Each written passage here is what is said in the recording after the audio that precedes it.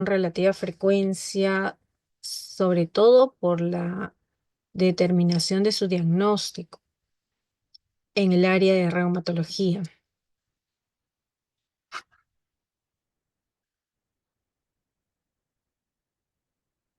¿Se puede ver las láminas, por favor? Sí, doctora. Sí, Gracias. doctora. Bien. Bien, el síndrome de Sjögren es una enfermedad autoinmunitaria sistémica y todos ya conocerán, o quizás la mayoría, y que se caracteriza por sequedad ocular y oral, por la afección de glándulas exocrinas, además de un compromiso extraglandular que ocasiona las diferentes manifestaciones que en forma activa y sobre todo según su gravedad van a condicionar prácticamente el pronóstico de esta enfermedad en un largo plazo y sobre todo produce la incapacidad en los pacientes. Entonces, antes se le conocía inicialmente como epitelitis autoinmune, pero ahora ya en forma más detallada le damos el concepto que les he referido. Ahora, al inicio también se creía que al ser una enfermedad o un síndrome que solamente ocasionaba sequedad, se le tomaba poca importancia. Sin embargo, el compromiso, sobre todo extraglandular, es el que determina la afección de órganos importantes a nivel cardiovascular, a nivel pulmonar y a nivel renal. Por lo tanto, es una enfermedad sistémica y de ahí también sobre todo su importancia. Al inicio también no era muy diagnosticada o era mal diagnosticada, por lo que no se veía una alta prevalencia, que es lo que sí ya tenemos ahora, conociendo sobre todo su evolución a nivel de los diferentes pacientes. Hay un alto impacto en la calidad de vida, esto porque al presentar sobre todo la incomodidad de la sequedad y limitación para realizar una actividad que es prácticamente fisiológica y normal como la alimentación, limita al paciente para poder deglutir sus alimentos al haber escasez de saliva, así como también una limitación de la buena lubricación ocular que puede llevar a lesiones permanentes y lesiones que erosionan prácticamente los componentes de la visión. Por ello, alto impacto en la calidad de vida. No solamente lo atiende el reumatólogo, sino lo atendemos en forma multidisciplinaria con el nefrólogo, con el neumólogo, con el paciente, con el médico rehabilitador también. Por ello, tiene un tratamiento multidisciplinario. En cuanto a su epidemiología, tenemos que hay una incidencia global bastante importante. Su prevalencia en la misma población en general hace que en cuanto a sexo tengamos, de hecho, como la mayoría de las enfermedades en reumatología, más frecuencia en mujeres, 10-1 en comparación de varones, pero sobre todo estas manifestaciones las evaluamos en general, tanto en hombre como mujer. En los varones, en los pocos varones que se presentan, se ha visto una afectación ocular bastante severa que puede llegar incluso a la ceguera en muchos casos. Y en las mujeres, sobre todo, el compromiso sistémico a nivel articular y pulmonar. En cuanto a la raza asiática, así como las vasculitis, como las enfermedades de síndrome de Reiter, vamos a ver que es la población asiática la que la predomina. Sin embargo, en nuestra población que es mestiza, vemos con frecuencia este cuadro. La edad casi al límite de la artritis reumatoide, o sea, entre los 40 y 60 años, porque si bien recuerdan, la artritis es entre los 20 y 40, 45. Más bien, esta enfermedad es de entre los 40 y 60 años. No se ha visto casos en la niñez, ¿no? En el área infantil. Otra cosa que hay que tener en cuenta es que es un alto porcentaje, hasta un 25% de pacientes que tienen el síndrome de Sjögren secundario, es decir, adicional a enfermedades como artritis reumatoide, como lupus, como esclerosis sistémica, también hay presentación de esta enfermedad. Y teniendo una enfermedad prácticamente sobreposición en muchos casos. Em, por sus manifestaciones vamos a encontrar que lo podemos clasificar en primario cuando solamente hay síntomas de sequedad.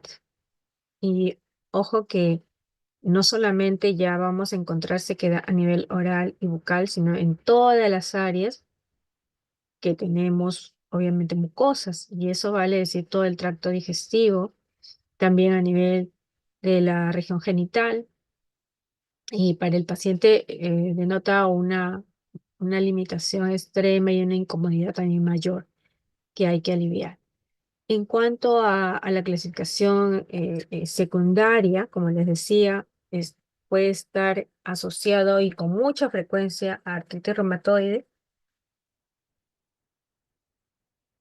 y en menos frecuencia al lupus, a esclerosis sistémica y dermatomiositis. Eso sobre todo, la forma secundaria se ve más en mujeres, en el sexo femenino. Hay que determinar también que cuando es primario, esta enfermedad tiene un curso evolutivo benigno. Y esto porque quizás no está relacionado al compromiso de alguna neoplasia, como sí la vemos en otros pacientes que ya llevan una fase secundaria, ¿no? Luego hay que decir también que las manifestaciones iniciales muchas veces se ven con mucha anterioridad. A veces el paciente no ha tomado quizás importancia a la sequedad que tiene a nivel de ojos y de boca, porque mucho después, casi 8 a 10 años, recién se desarrolla la parte sistémica, el compromiso ya más extenso de este síndrome, ¿no? En forma comparativa, tenemos características tanto del síndrome Sjögren primario como del síndrome Sjögren secundario. Em, en este cuadro vamos a notar un mayor compromiso oral y ocular cuando es primario. La seroftalmia, sobre todo, vamos a verificar en que el paciente tiene esta alteración, esta sequedad, que es la más habitual, y también hay un predominio de afectación general en donde se caracteriza también no solamente la sequedad oral y ocular, sino también una fatiga y cansancio ya de tiempo, o sea, crónico. Por el otro lado, los pacientes, cuando ya tienen un síndrome Sjögren en forma secundaria, más bien estos síntomas de sequedad van a ser si es que está más relacionado a la enfermedad de síndrome Sjögren con artritis reumatoide. Ahí lo presenta el paciente con más frecuencia. El síndrome de Sjögren primario afecta principalmente a mujeres. También encontramos, como habíamos referido antes, muy pocas veces a varones, pero lo más frecuente se ha visto en mujeres. Y en cuanto a la artritis que va con síndrome de Sjögren, más bien la afectación mayor es a nivel articular.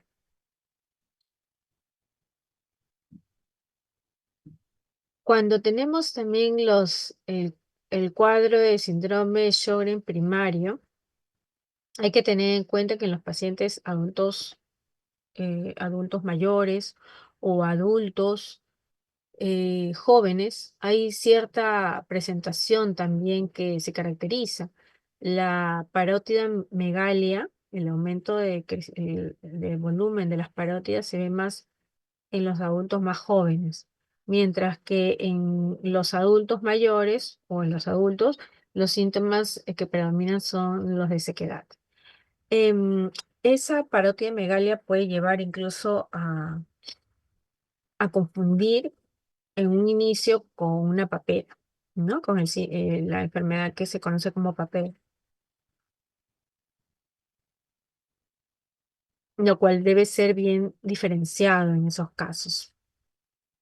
Ahora, es de carácter benigno y el compromiso sistémico que se puede dar en los casos del síndrome Sjögren primario se da en un 20%.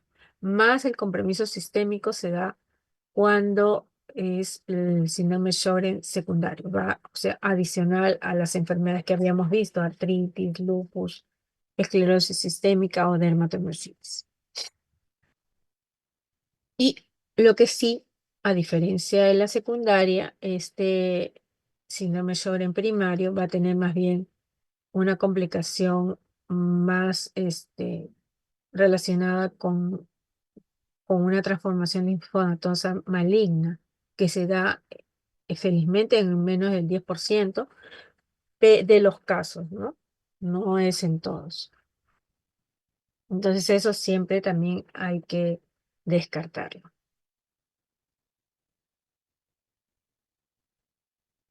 Ahora, también habíamos visto, cabe resaltar que les había referido de la raza asiática, pero hay que tener en cuenta que si bien es cierto se puede presentar o se ha visto en forma global que predomina en esta raza, cuando se presenta en la raza negra o afroamericana, más bien hay una mayor actividad sistémica en estos pacientes. Entonces, más bien, ahí sí hay más complicaciones.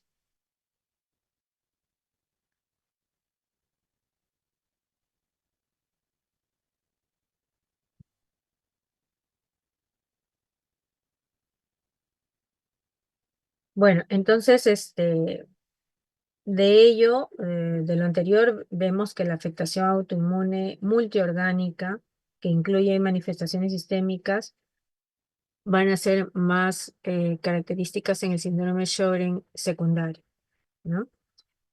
Y la sequedad de los ojos, sequedad oral, son los síntomas más comunes de la enfermedad en un 90%, sobre todo a nivel del síndrome Sjögren primario.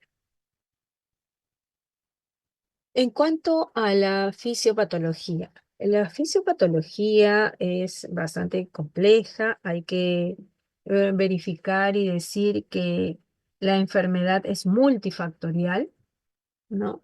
Hay interacción de muchos factores genéticos, epigenéticos, ambientales, también relacionados sobre todo con alteraciones autoinmunes y que llevan a sobre todo a la teoría de que hay una infiltración de glándulas tanto salivales y lacrimales por células linfoplasmocitarias, que serían las que encargadas de destruir de manera progresiva estas glándulas exocrinas, lo cual va a llevar prácticamente a la acción de la sequedad a nivel de estas áreas. Además, también ahí vamos a ver la implicancia, sobre todo de la infiltración de las glándulas exocrinas por linfocitos T. Aquí tenemos, ¿no? Inicialmente factores genéticos, epigenéticos, factores que también en muchos casos son hereditarios, en otros no. Hay factores ambientales, incluso también virus, el herpes virus, el virus de la hepatitis, eh, que son considerados quizás en algunos casos como desencadenantes, o la misma susceptibilidad del individuo, sea hombre o mujer, y quizás más se ha visto en la mujer, a hacer esta alteración autoinmune. Entonces, como les decía, hay una infiltración de glándulas exocrinas por los linfocitos T, que en el estado preclínico, junto con una hiperestimulación también de los linfocitos B, llevando a el desarrollo de esta enfermedad, en donde sí hay prácticamente una heterogeneidad de acciones que en realidad no pueden ser explicadas solamente por un solo mecanismo, sino hay diversos mecanismos, ¿no? Hay, en primer lugar, una alteración del reconocimiento inmunitario. Hay factores, como les dije, intrínsecos, los autoantígenos de cada persona, extrínsecos, infecciones, por ejemplo, por los virus que ahí expongo, conllevan a una alteración de la respuesta inmunitaria adquirida. Y aquí hay respuesta exagerada de los linfocitos T y disfunción de los linfocitos B, los cuales van a llevar a la alteración de la regulación de la respuesta inmunitaria, dando también una alteración en la actividad de linfoquinas, ¿no? O citoquinas.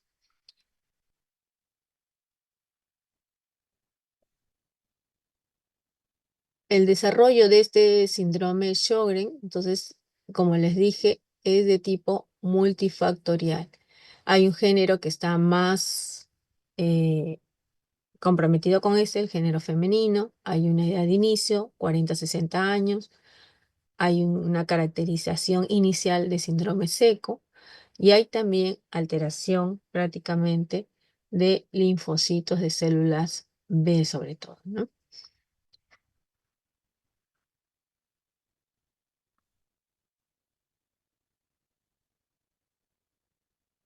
Entonces, todo ello, incluyendo los factores genéticos, factores externos virales, autoantígenos, disfunción de los linfocitos B, se ha visto de que más bien el factor que desempeña el papel clave en modificar este curso viene a ser las llamadas eh, células BAF. Esto quiere decir un factor estimulador de células B, el BAFF, ¿no? El BAF. Entonces ahí va a estar el desarrollo prácticamente de la alteración de este entorno glandular. Esto va a incrementar proliferación y supervivencia de linfocitos B y va a producir la muerte, o sea, la apoptosis y destrucción prácticamente de toda la glándula exocrina que está llevando a la sequedad en estos pacientes. En realidad es una interacción de todos estos mecanismos etiopatogénicos que están implicados en la ocurrencia del síndrome Sjögren.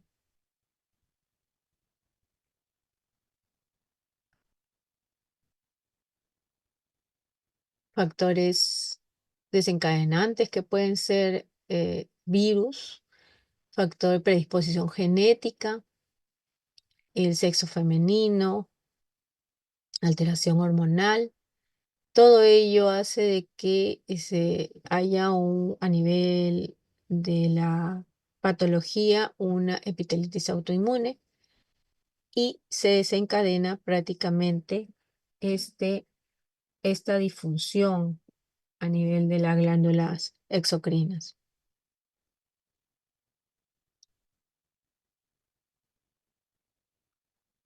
Este síndrome de Sjögren, como habíamos visto en forma primaria y en forma secundaria, cuando hay a la vez otras enfermedades autoinmunes al lado, y sobre todo se ha hablado más de la artritis reumatoide,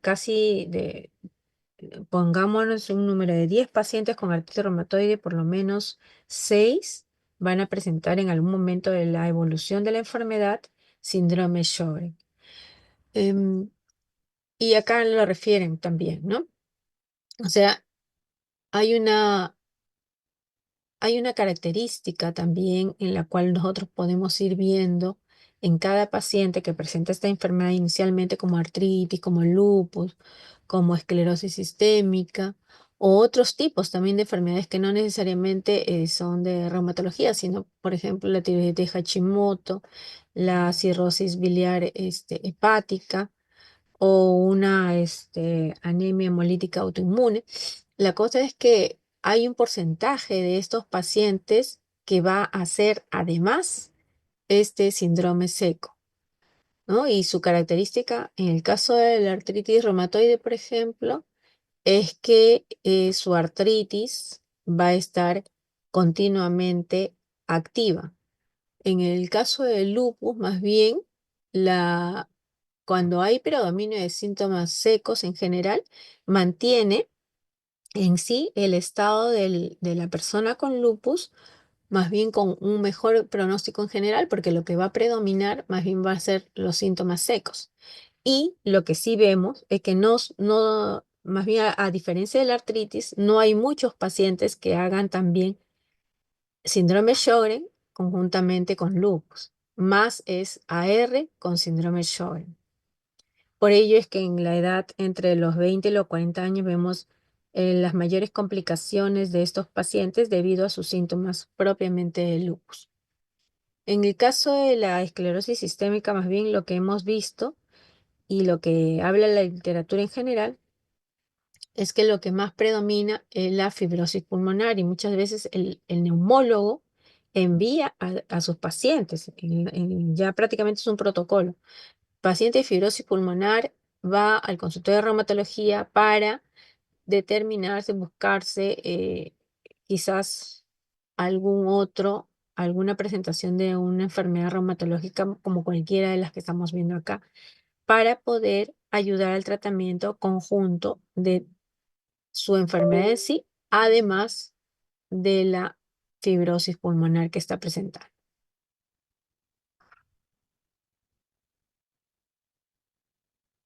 A nivel de histología, la infiltración linfocítica va a asociarse con pérdida de acinos y conductos. Van a estar alterados prácticamente estas estructuras en el momento que se les evalúa histológicamente. La histopatología en las glándulas salivales, por ejemplo, la encontramos como la cialodenitis linfocítica focal.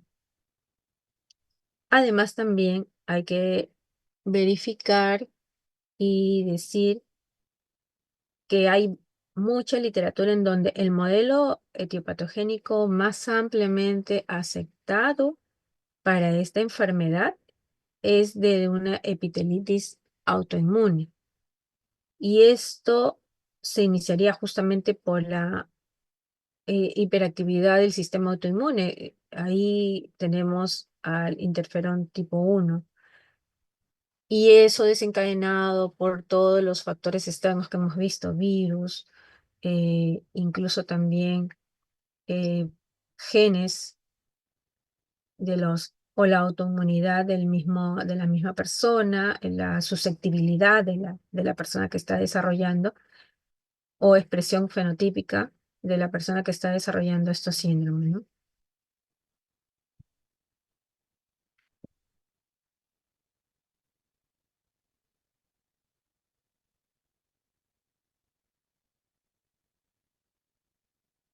Desde acá las lesiones linfoepiteliales, el rasgo característico histológico que se encuentra. Hay un aumento, prácticamente un infiltrado mayor de estos linfocitos.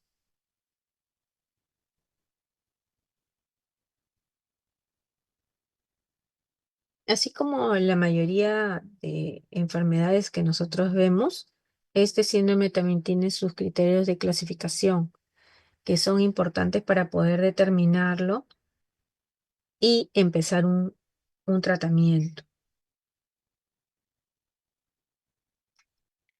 El Focus Score se refiere al puntaje que lo determina el número de infiltrado de células mononucleares y se toma el nivel de más o igual de 50 células inflamatorias por 4 milímetros cuadrados de glándula salival labial. Esto lleva también a verificar que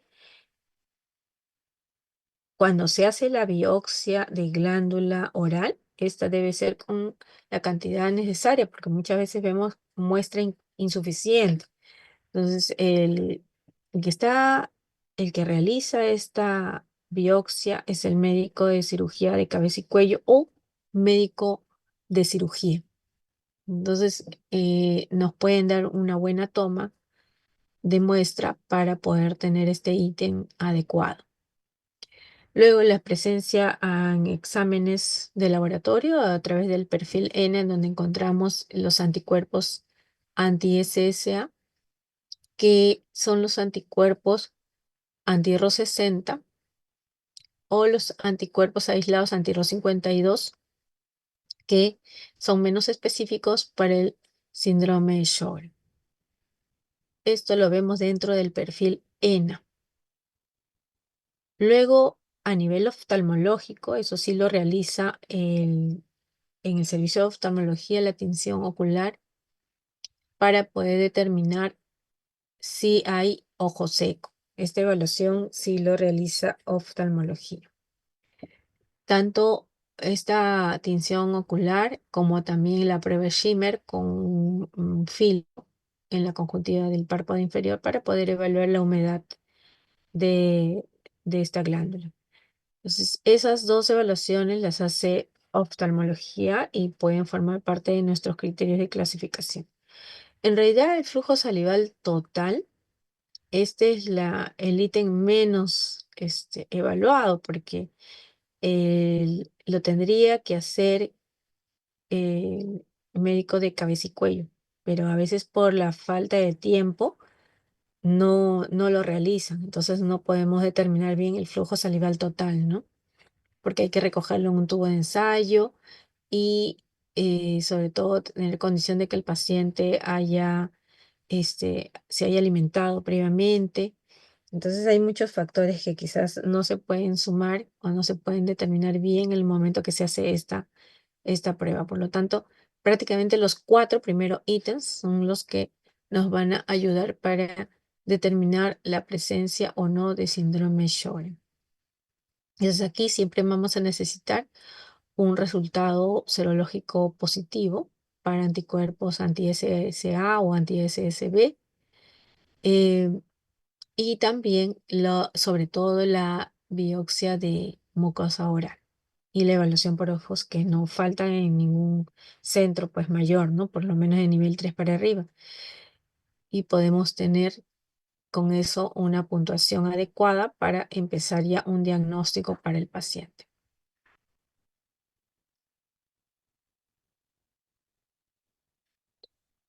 Y bueno, aquí, ¿no? Para referir es que el diagnóstico se considera establecido si hay 4 puntos, ¿no? Viendo obviamente los criterios de inclusión y de exclusión.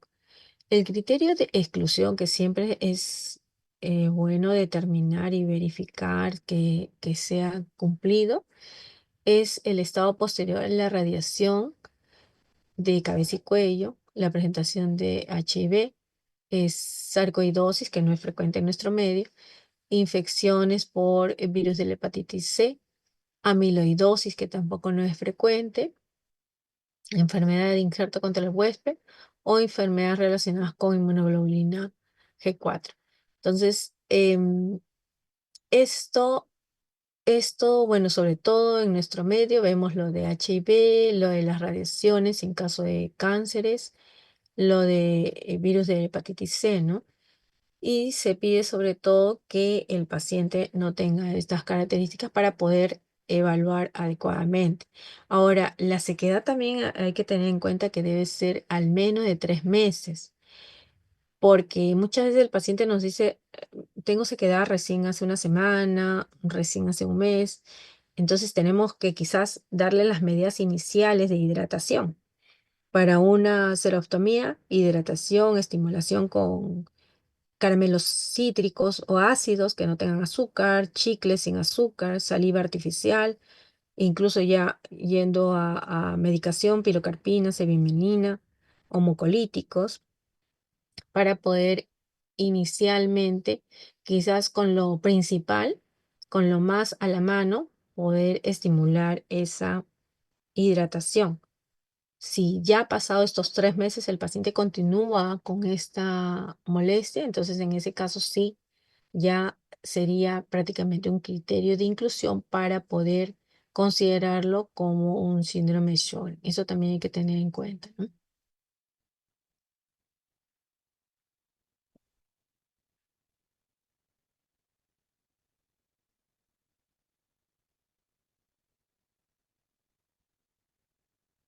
Bien, en cuanto a la clínica, es amplia la expresión de los síntomas que vamos a encontrar en estos pacientes. La afectación predominante va a ser la sequedad, es lo más habitual, y ojo que es sequedad oral, sequedad bucal y sequedad también de mucosas, todo el tracto gastrointestinal y también el área genital, hay que tener en cuenta ello, ¿no? Luego, según varios estudios, vemos que lo que más predomina son las artralgias o artritis, y esto nos puede llevar en algún momento a tener de todas maneras que descartar la enfermedad más común, que es la artritis reumatoide. El fenómeno de Raynaud, antes que síndrome de Sjögren, nos va a llevar a pensar más bien en un lupus, en una esclerosis sistémica o en una vasculitis. Entonces eso también hay que descartarlo antes de considerar que es la clínica por síndrome de Sjögren. La presencia de linfadenopatías, incluso sobre todo el aumento de volumen de la parótida, que es lo que más puede confundir en esta evaluación de los pacientes. Alteraciones a nivel pulmonar, a nivel renal, a nivel hepático. Generalmente de esas especialidades nos envían a los pacientes cuando sospechan o hay que descartar de una enfermedad inmunológica. Pero nosotros, a través de una placa de tórax, de un examen de urea creatinina, depuración, podemos determinar, o incluso un perfil hepático, podemos determinar si hay alguna alteración para poder enviar también al paciente a esas especialidades. Las características de vasculitis con presencia de heridas, úlceras que no se cierran fácilmente o lesiones que pueda tener el paciente a nivel de mucosas. Tenemos que ser evaluadas con biopsias adecuadas. Esto también conjuntamente con dermatología lo vamos evaluando. La presencia, obviamente, de linfomas. Más bien no es muy frecuente que oncología nos envíe a pacientes que tengan linfoma y que sospechen también síndrome de Sjögren, porque prácticamente ellos se van a basar en atender esa enfermedad directamente, ¿no? Neuropatía periférica, sí la vemos conjuntamente con neurología, y es sobre todo un tratamiento conjunto con la vitamina B, y también, sobre todo, con la terapia física para que el paciente tenga mejor calidad de vida. Y esplenomegalia y miositis, que son los menos frecuentes, manifestaciones extraglandulares menos frecuentes, ¿no?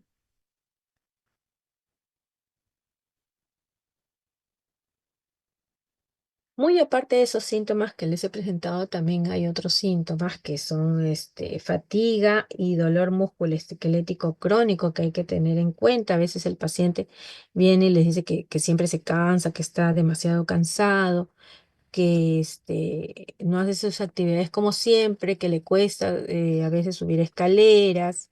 En esos casos ya tendríamos que sospechar incluso miopatías, ¿no es cierto? Siempre tratando de descartar la presencia de otras enfermedades, ¿no?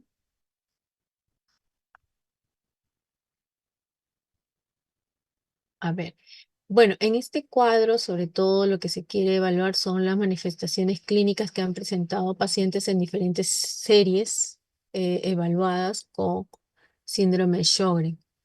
Y lo que comparten la mayoría es la presentación por encima del 90% en mujeres, los síntomas de sequedad, que son bastante frecuentes tanto a nivel oral como de ojos, pues es también lo que más predomina.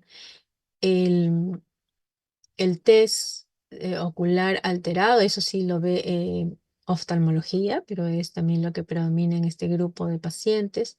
La biopsia de glándula oral, que se ha hecho también en una buena cantidad de dichos pacientes. Es clave esa biopsia y no es invasiva y sobre todo es rápida. Entonces siempre es bueno, si sospechamos, ojos y eh, evaluación por cabeza y cuello o cualquier cirujano que pueda hacer la biopsia de glándula oral.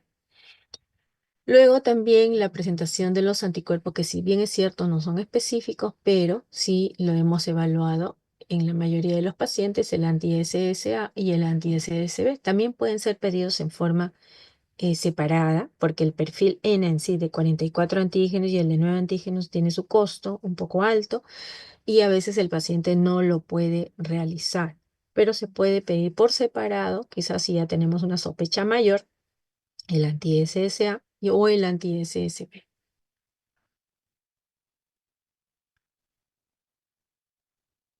Una lengua seca se va a ver prácticamente como una lengua agrietada, fisurada, con alteración del sentido del gusto. El paciente va a quejarse de eso, va a dejar de alimentarse por ese motivo.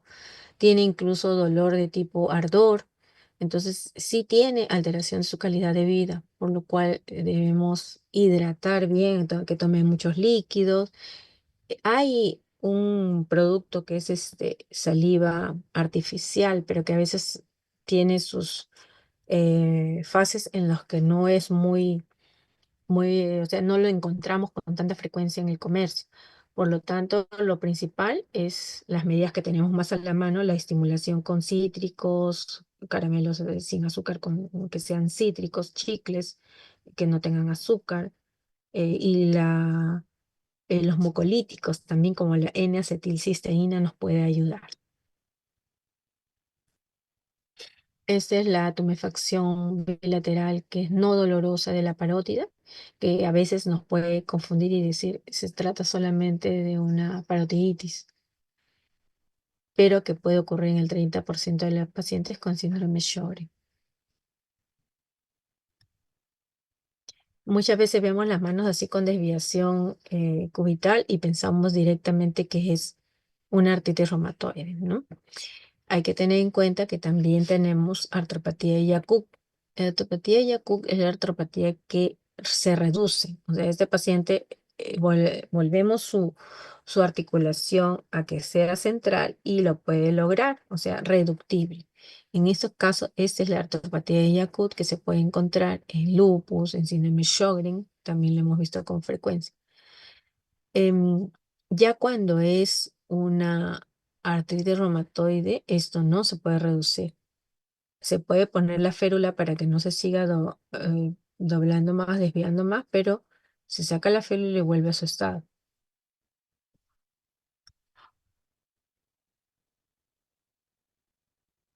Y aquí otras alteraciones muy aparte de las de sequedad oral, bucal y oftalmológica. A nivel de piel, como les refería, puede haber vasculitis con cierta frecuencia. No es muy elevado, pero sí se presentan sobre todo la llamada vasculitis cutánea a nivel de las pulpas, de las yemas de los dedos, de los pies y de las manos. A veces no le tomamos en cuenta lo del pie y por ahí tiene una púrpura cutánea o una úlcera cutánea que está iniciando en el paciente. Luego también la artritis que se presenta con cierta frecuencia, sobre todo cuando es no erosiva, que puede confundir con lo del lupus, es en un 71%.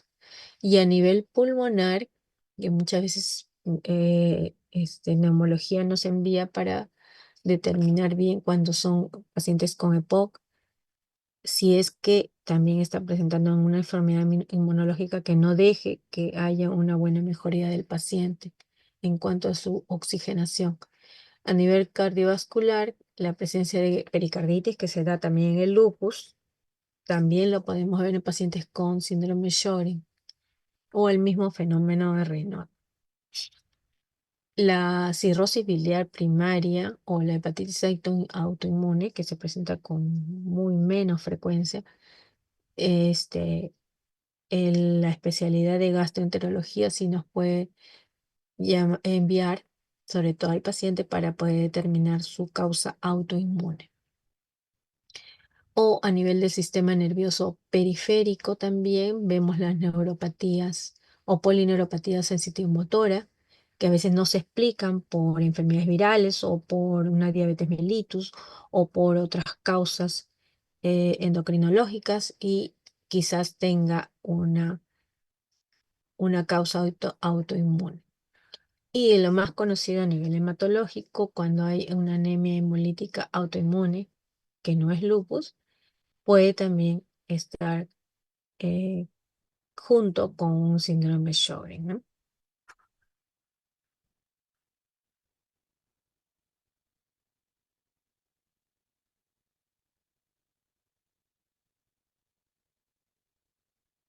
Aparte de otras causas de un compromiso de aumento de volumen de la glándula salival, no siempre va a ser, pues, si no es parotiditis, de frente no vamos a pensar síndrome de Sjögren, sino que tenemos que descartar siempre infecciones virales.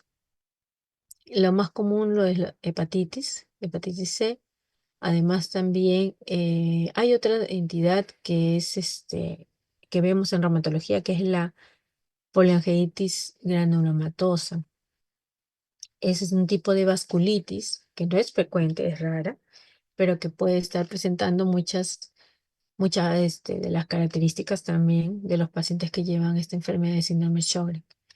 Em, Alteraciones metabólicas como una alteración hepática por alcoholismo o una diabetes mellitus no controlada, nos puede llevar también a esta causa de agrandamiento de glándula salival. Obviamente todas las neoplasias tienen que descartarse en esos casos, si es que no hay respuesta al tratamiento indicado. Acá en el apartado también, en el 46.2, tenemos que determinar qué es lo que puede haber un diagnóstico diferencial con serostomía, o sea, qué me lleva a que haya sequedad, porque si es poco tiempo, también tenemos que indagar por los medicamentos que está tomando el paciente. Muchas veces se ha resfriado y está tomando en forma ya continua un antihistamínico que puede tener este efecto, o también los diuréticos mismos o algunos antihipertensivos, incluso los ansiolíticos de tipo el clonazepam, o también tenemos otros ansiolíticos que puedan llevar a esta sequedad. Una diabetes mellitus también que no es bien controlada, también puede estarnos dando alguna característica de serostomía o la deshidratación, porque simplemente no toma líquidos el paciente, no ha tenido acceso a ello o simplemente no está tomando. Problemas también de pacientes que han recibido quimioterapia o irradiación por diferentes cánceres en la parte de cabeza y cuello. También tenemos la presencia de serostomía.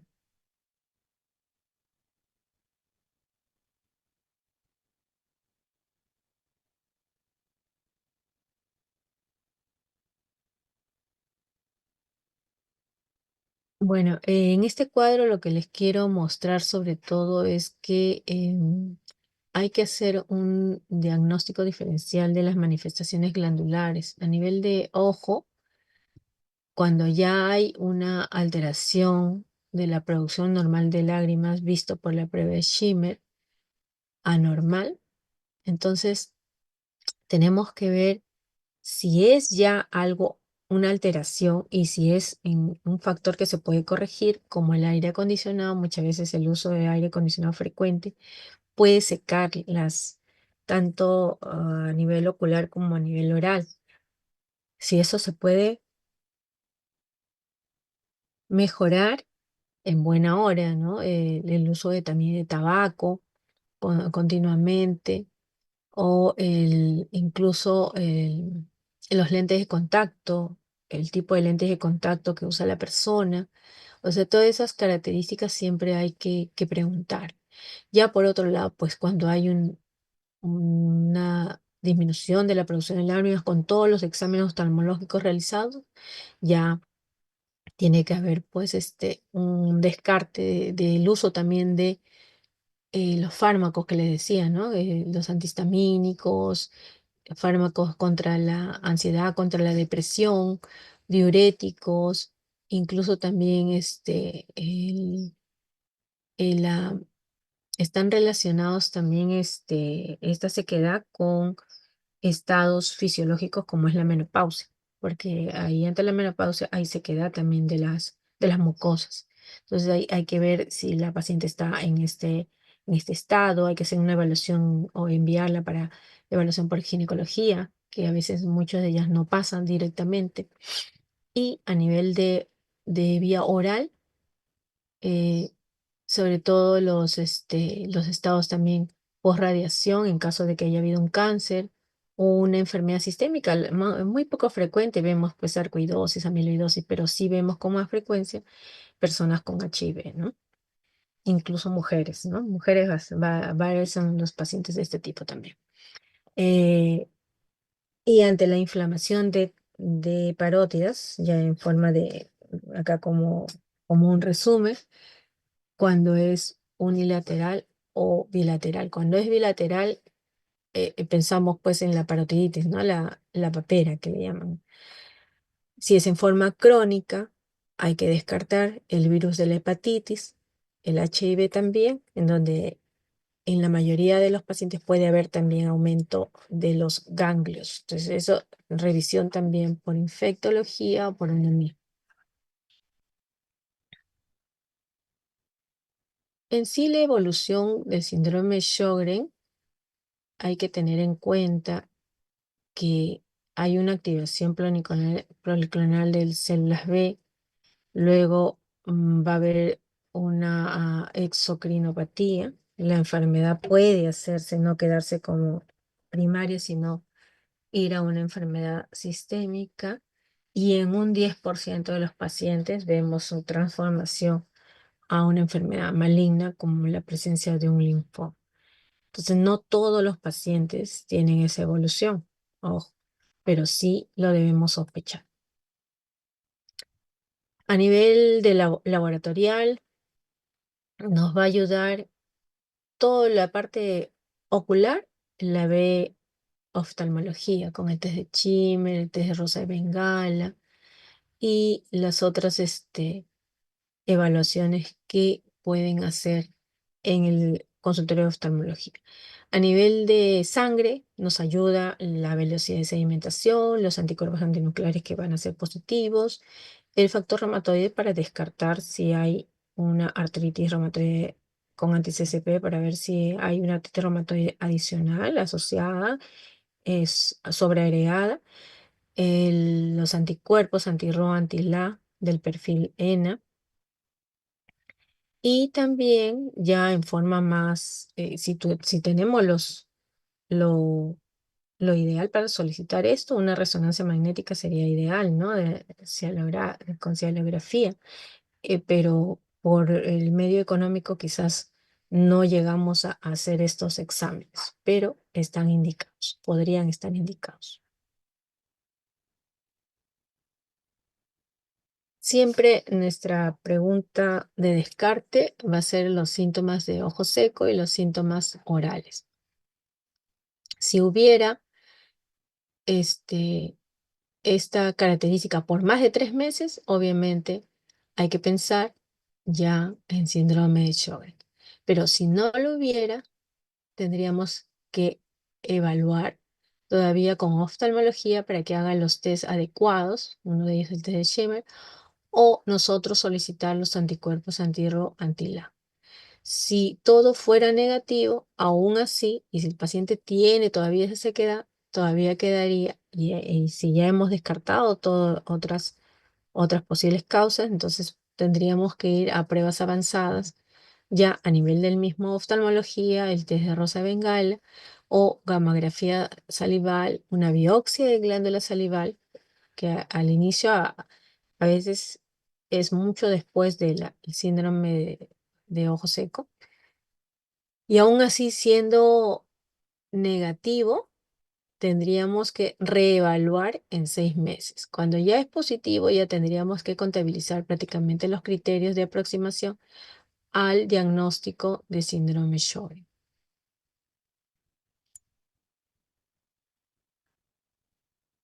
Bueno, el tratamiento, como les he ido diciendo, prácticamente hay una educación que hay que hacer al paciente, lo que tenemos a la mano.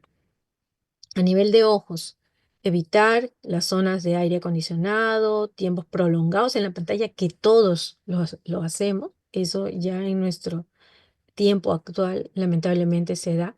Si pasamos de la computadora, pasamos al celular, luego a la tablet, y luego vamos a la televisión. O sea, nuestra vida prácticamente pasa de pantalla en pantalla. Entonces, y nos está prácticamente nos está realizando también una alteración en cuanto a la lubricación de nuestra vista. Entonces eso considera siempre la educación, ¿no? Decirle lo más a la mano al paciente. Hidratación, eso es lo que tenemos más a la mano. Hidratación, el tomar líquido, ya no solamente por bajar de peso, por otros órganos, sino sobre todo para hidratar nuestras mucosas. Luego, ¿cómo prevenimos?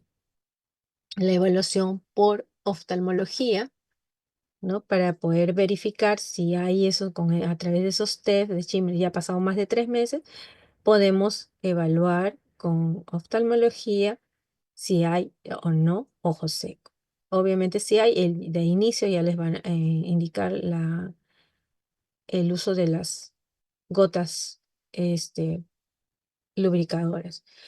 Y a nivel oral, que es lo secundario, siempre queda, entonces utilizar quizás la estimulación con cítricos, con chicles sin azúcar, con saliva artificial, o ya utilizando otros fármacos, ¿no? Que hay una estimulación ya sistémica con pilocarpina y cevimelina, que no sería lo ideal, no hay además en nuestro medio, pero sobre todo nosotros acá tenemos más lo local.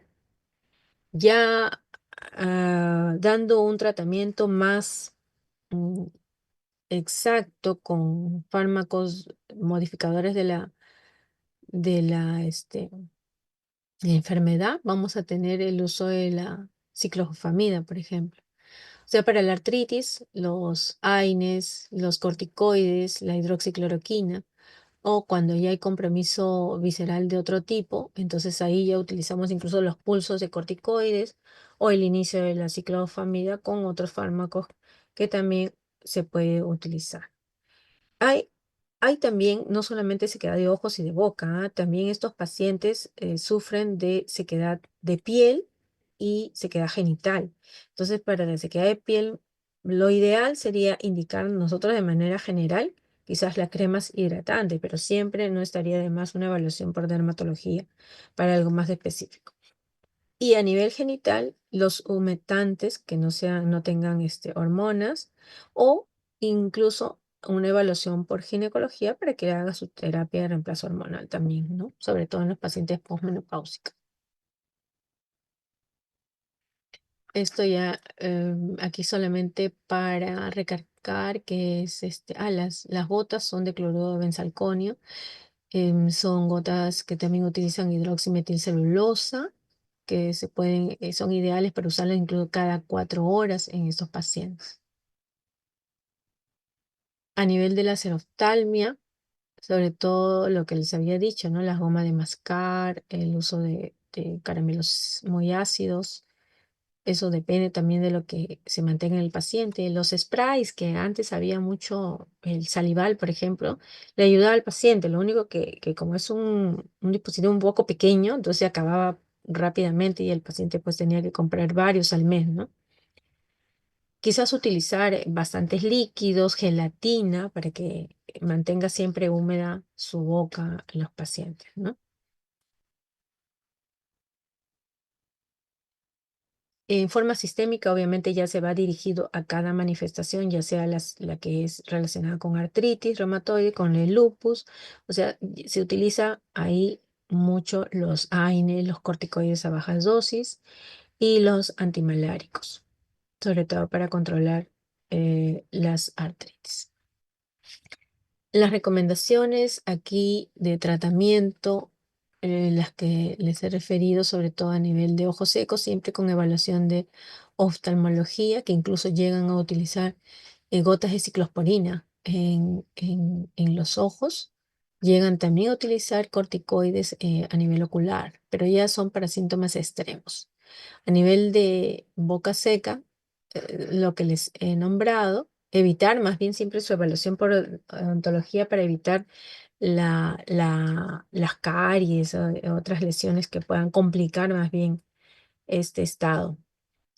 Y otras enfermedades como la rinitis, la traqueobronquitis, que lo ve otorrino, utilizan, sí, ciertos aceites nasales o también la inhalación con solución salina, que sería lo menos invasivo, lo que podría estar más a la mano del paciente.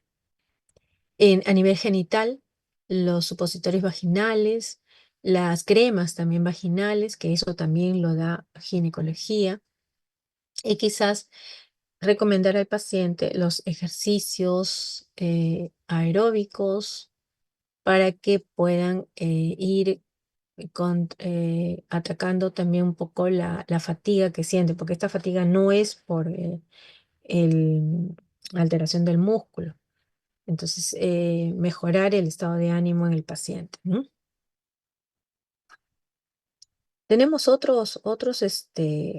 también otros tratamientos que ya vamos a ver aquí más adelante, el tratamiento sistémico, en donde no solamente se utiliza hidroxicloroquina, sino otros medicamentos, ¿no? Esa es la conjuntivitis, serostomía, manifestaciones sistémicas, ya hemos visto, la artritis, ¿no?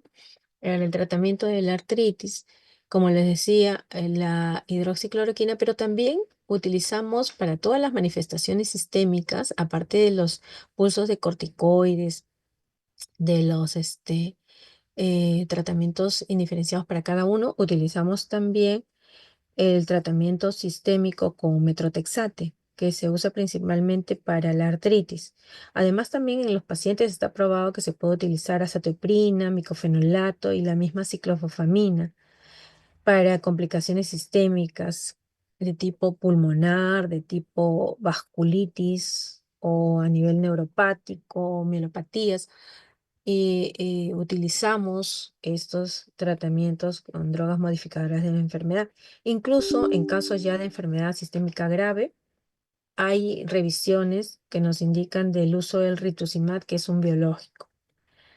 Obviamente es un poco inalcanzable por el precio, pero está indicado que se puede utilizar. Ahora, lo que se busca sobre todo es quitar la sequedad en el paciente que hace tan intolerable, ¿no? La, su vida diaria. Entonces, se ha tratado sobre todo lo tradicional para inducir la remisión clínica, los pulsos de 1 gramo de glucocorticoides por 3 días y luego ya la ciclofosfamida en fases de una vez cada 3 semanas o cada 4 semanas. Y esto ha tenido cierto grado de más del 50% de beneficio en estos pacientes, sobre todo incluso para el tipo económico, ¿no? Sería lo más alcanzable a nuestro medio. Ahora también tenemos disponibilidad de azatioprina y micofenolato, que ya es por vía oral, como vía de mantenimiento. Se utiliza en estos pacientes, ¿no?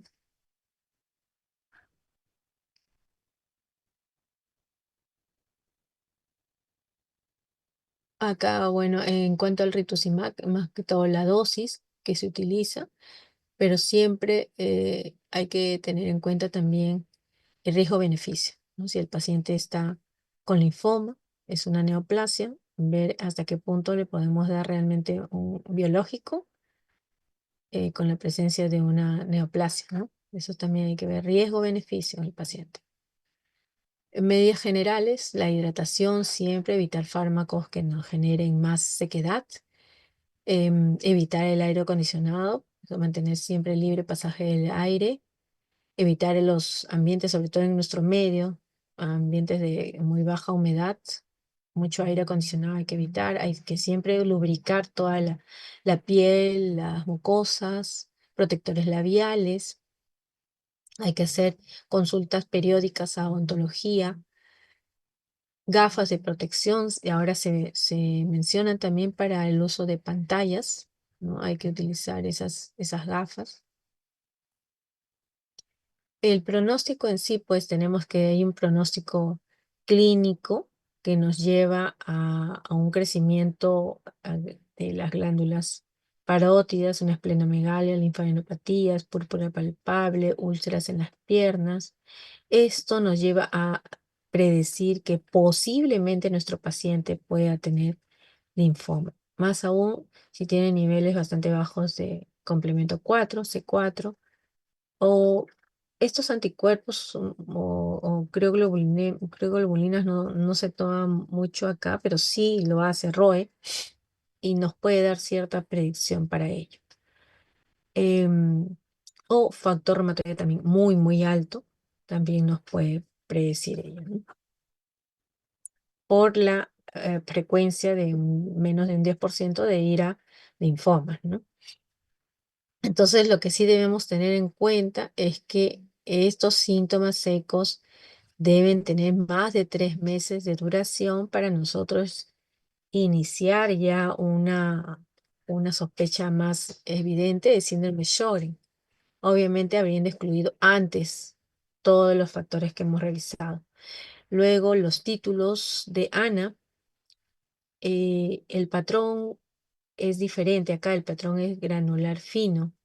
Hay mucha posibilidad de que sea síndrome Sjögren porque el patrón homogéneo está más relacionado a lupus.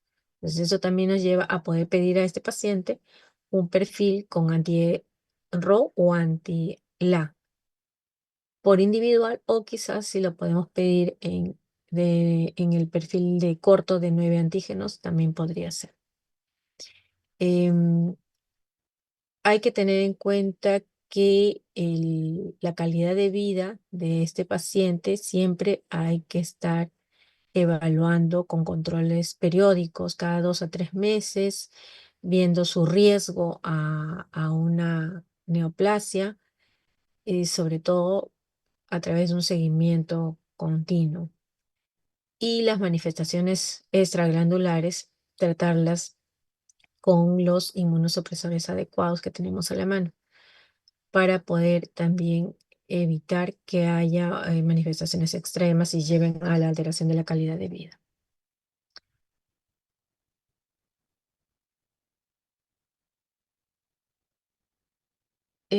Preguntas, por favor, jóvenes.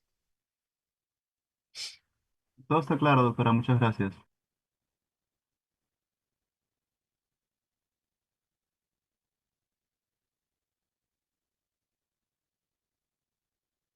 Bien, jóvenes, gracias. Gracias, doctora.